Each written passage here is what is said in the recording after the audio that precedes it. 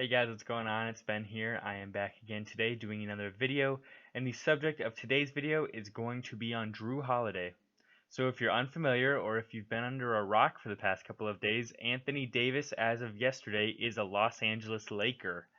The trade was basically AD in exchange for Lonzo Ball, Brandon Ingram, Josh Hart, and the number 4 pick, and 2 additional first-round picks. But what you can tell by this trade is that the Pelicans are definitely moving in a younger trend. Lonzo's 21, Brandon Ingram is 22, Josh Hart's like 23, I believe, and then they'll be bringing in the number 4 pick who will be around 21, and then Zion's going to be 19.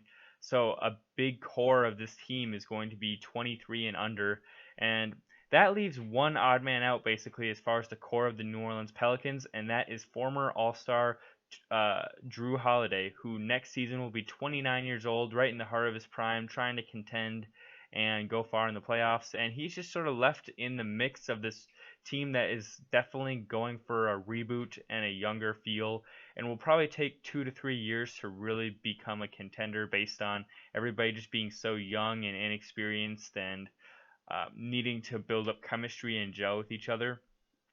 So, with that being said, today I have come up with some potential Jrue Holiday trades because his name has now been floated in trade rumors because people are looking to acquire him since New Orleans um, is iffy about keeping him. And so today I've devised some trades that we can look at that might be potential options for New Orleans to help make their team better in the long run. So before I do that, I want to just run over Jrue Holiday's statistics from last season just so we can get an idea of who we're dealing with here. So Jrue Holiday last year scored 21 points per game, shooting 47% from the field and 33% from three-point land. He got 8 assists per game, 2 steals per game, 1 block per game, only 3 turnovers per game, 5 rebounds per game, which was a career high, and he shot 77% from the free throw line. So as far as efficiency, pretty average for a point guard.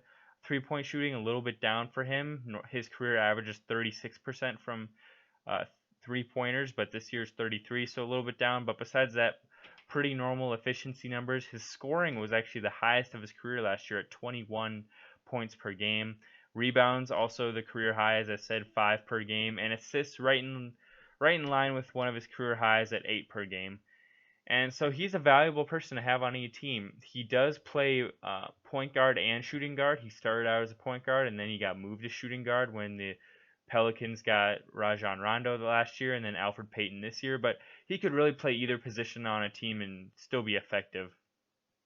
So to start off with, I have the first team on here is a team that needs sort of a guard to pair with their current starting guard, and that would be the Indiana Pacers, who currently have Victor Oladipo and a bunch of cap space, and they don't really have a great starting point guard situation. They have Darren Collison, who's serviceable, but he is more or less like a really, really good backup rather than a guy that you want to be your starting NBA center.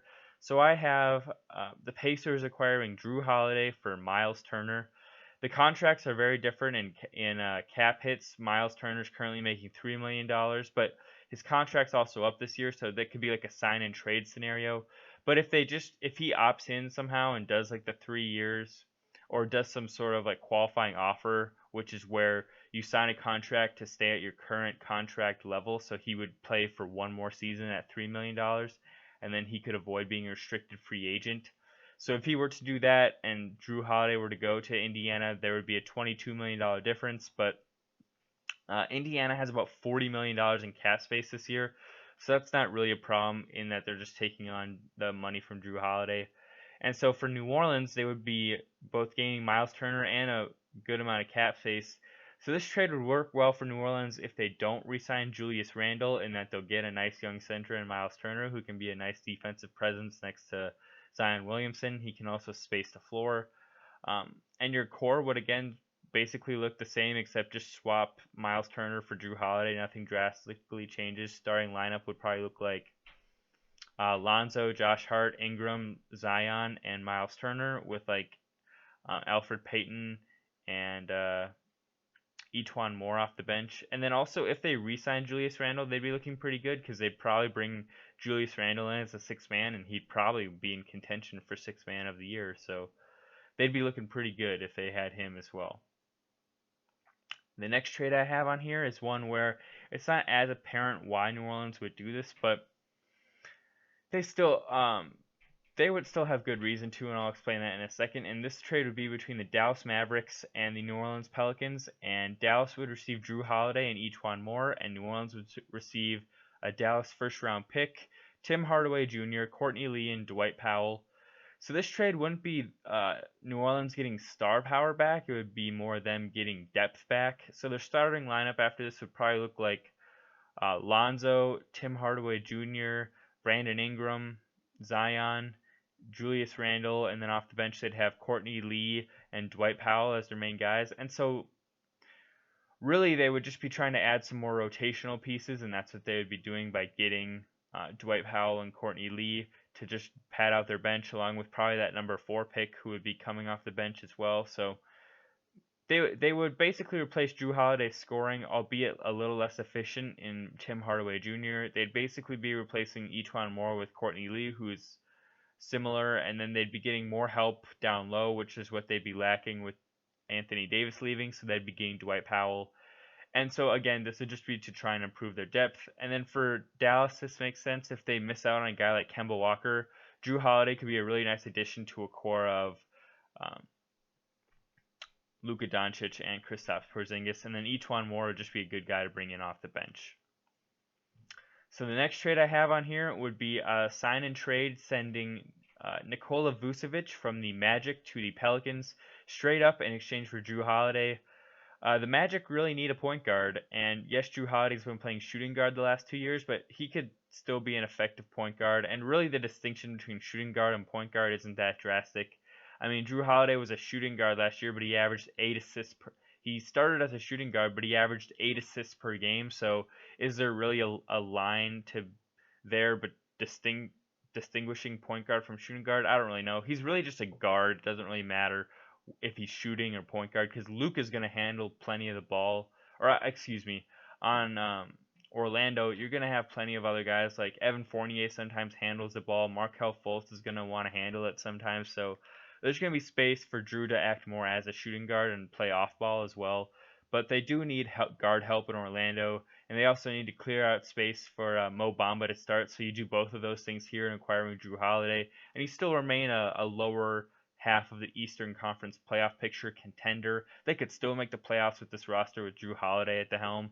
And for New Orleans, you fill the void of Anthony Davis at center with Nikola Vucevic, and your starting lineup would look like, let's see here, same whole thing. Lonzo, Hart, Ingram, Zion, and then Vucevic at the center with the number 4 pick coming off the bench. And yes, this doesn't exactly make sense in that Vucevic is a bit older, and I was saying that why would Jrue Holiday want to be there when he's like going to be 29 next year. Vucevic is going to be around that same age, but he just fits so well offensively with Zion that I really like this trade. His floor spacing has really improved last year, and so I just really like him next to Zion, and he can play on the perimeter and take jumpers while Zion can be playing in the paint more. So I just like this because he would fit really well next to Zion. Next, I have a trade between the Denver Nuggets and the Pelicans. So the Nuggets would be getting Jrue Holiday in exchange for Gary Harris, and I think that this trade actually works pretty well just straight up. Maybe if New Orleans thinks that they're giving up too much, then Denver could throw in like a later first round pick. But otherwise, I think this is a pretty fair trade. Both guys are under contract for 3 more years. Denver's going to have plenty of cap space to acquire Jrue Holiday and make up for the difference of him and Gary Harris's contracts being of different value. Gary Harris, I think, is still a good player. He's only 23 or 24, and so he's a bit younger than Jrue Holiday.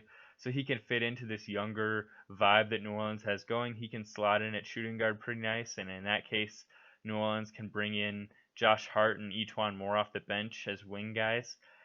And basically, you're just trading Jrue Holiday being a slightly better player for Gary Harris having about 4 to 5 more years than Jrue Holiday has left. So From that aspect, I think New Orleans improves. And then Denver gets the better player in the trade in Jrue Holiday, and I think he slots in really well next to Jamal Murray. They're both combo guards who could play either guard position, and he's basically just a better Gary Harris, honestly. So I like this trade for Denver a lot. The last trade I have on here is between the Jazz and the Pelicans. So I have the Jazz getting Jrue Holiday, and then the Pelicans getting Jay Crowder, Joe Ingles, and a first-round pick from the Jazz. So New Orleans wouldn't be getting anything spectacular in this trade, but again, they'd be stockpiling a draft pick, a future first-round pick, and then they'd also be getting guys who can space the floor, which is exactly what playing next to Zion requires, which is guys that can space the floor.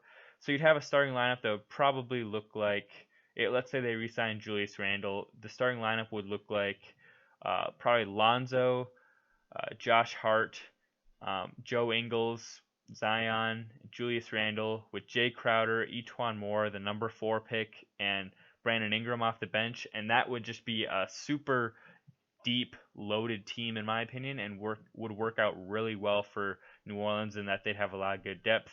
And then as for Utah, you're getting the same thing that a lot of these other teams are getting, that just basically need another guard. You'd have a really potent backcourt with Jrue Holiday and Donovan Mitchell.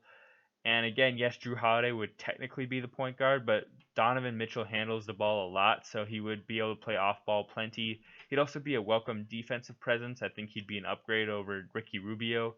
And so overall, just this team would improve. They get another really good offensive option who can score in a number of different ways and complement their offense and just their team overall really well.